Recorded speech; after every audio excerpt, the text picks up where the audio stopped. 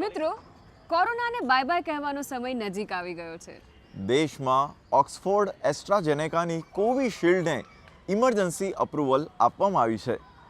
ગુજરાતમાં વેક્સિનેશનને લઈને કેવી તૈયારીઓ ચાલી રહી છે, આવો જોઈએ. ભારત સરકાર દ્વારા કોરોના વેક્સિનને લઈને દેશમાં વિદ્યુત વેગે તૈયારીઓ ચાલી રહી છે. પુણેની સિરમ ઇન્સ્ટિટ્યૂટ ઓફ ઇન્ડિયાની કોવિશિલ્ડ અને ભારત બાયોટેકની કોવેક્સિનને ઇમરજન્સી ઉપયોગ માટે મંજૂરી મળી ગઈ છે. આ ઉપરાંત અન્ય 2 વેક્સિનો ઇમરજન્સીની ઉપયોગ માટેની અરજી પેન્ડિંગ છે. વેક્સિનના ડ્રાય રન માટે ભારતના 4 રાજ્યો ગુજરાત, આસામ, આંધ્રપ્રદેશ અને પંજાબની પસંદગી થઈ. ગુજરાતના વિવિધ જિલ્લાઓમાં સર્વેની કામગીરી કરવામાં આવી રહી છે, જેમાં અમદાવાદ જિલ્લામાં 99% જેટલી સર્વેની કામગીરી પૂર્ણ થઈ છે. કેન્દ્ર સરકારની ગાઈડલાઈન પ્રમાણે વેક્સિનની યોગ્યતા ધરાવતા 3.25 લાખ જેટલા લોકોનો સર્વે કરવામાં આવ્યો. મહામારીના લીધે અમે સર્વે કરવા નીકળ્યા છીએ અને એ સર્વેમાં આશાને પણ જોડે રાખીએ છીએ અને અમે કામગીરી જોડે બધા કરીએ છીએ. એમાં 60 વર્ષથી ઉપરના બધાના આખા ફેમિલીના નામ લખીએ છીએ. એમાં 60 વર્ષથી ઉપરના હોય એના અલગ નામ લિસ્ટ લખીએ છીએ. ડાયાબિટીસ કે બીપીવાળા હોય એની અલગ નોંધ કરીએ છીએ. કોરોના વેક્સિનેશન માટે ગુજરાત સજ્જ છે. રાજ્ય સરકારના આરોગ્ય અને પરિવાર કલ્યાણ વિભાગે વેક્સિનેશન માટે નિષ્ણાત તબીબોની ટાસ્ક ફોર્સની રચના કરી છે. આપણે આનંદ છે કે કેન્દ્ર સરકારે ફ્રી વેક્સિનની જાહેરાત કરી છે. લોકોને મફત વેક્સિન મળશે.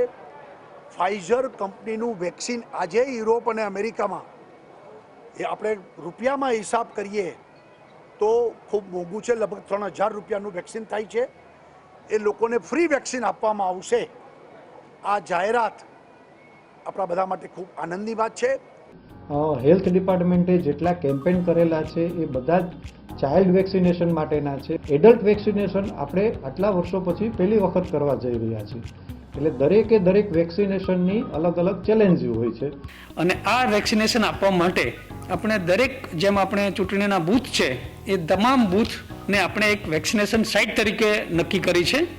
અને એ વેક્સિનેશન સાઇટ ઉપર 3 પ્રકારના રૂમ હશે. એક ઓબ્ઝર્વેશન રૂમ હશે, એક વેક્સિનેશન રૂમ હશે અને એક વેઇટિંગ રૂમ હશે. આ ઉપરાંત આ વેક્સિન આપવા માટે પણ અમે ટીમ બનાવી છે.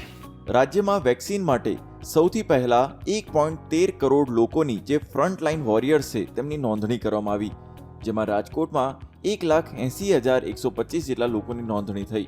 રાજકોટ અને ગાંધીનગરમાં મોક ડ્રીલનું પણ આયોજન કરી ટ્રાયલ રન પણ કરવામાં આવ્યા. આ વેક્સિનને છેવાડાના વિસ્તારો સુધી લઈ જવા માટે કોલ્ડ ચેઇન પોઈન્ટની પણ વ્યવસ્થા કરવામાં આવી છે, જેથી કોલ્ડ ચેઇન પોઈન્ટ્સ પર આવશ્યક ટેમ્પરેચરમાં આ વેક્સિન સુરક્ષિત રહી શકે. આપણું 2021નું ભવિષ્ય ઘણું સારું છે.